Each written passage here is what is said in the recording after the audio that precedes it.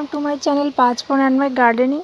আমি যে গাছটা শেয়ার করার জন্য আপনাদের কাছে এসছি ভিডিওটি নিয়ে, সেটি হচ্ছে দেখুন সবেদা হয়েছে কীরকম থোকায় থোকায় সবেদা। গাছটা একদম মরে গেছিলো, তারপরে কিছুদিন জল না দেওয়াতে তারপরে জল দিয়ে দিয়ে গাছটাকে বাঁচিয়েছি। তারপরে এবছর দেখি ফল হয়েছে, বেশ ফল হয়েছে। কয়েকটা ফল আবার কাঠবিড়ালিতে খেয়ে নিয়েছে। থোকা থোকা 3-4টে করে একসঙ্গে হয়। এটা একটা বিশেষ প্রজাতি কালাপাতি ভ্যারাইটি।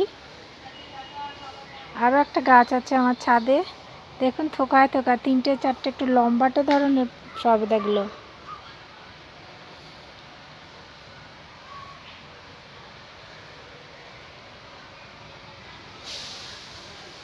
কেমন লাগলো আমার সবেদা গাছের আপডেট অবশ্যই কমেন্ট করবেন। সবাই আমার সঙ্গে থাকবেন।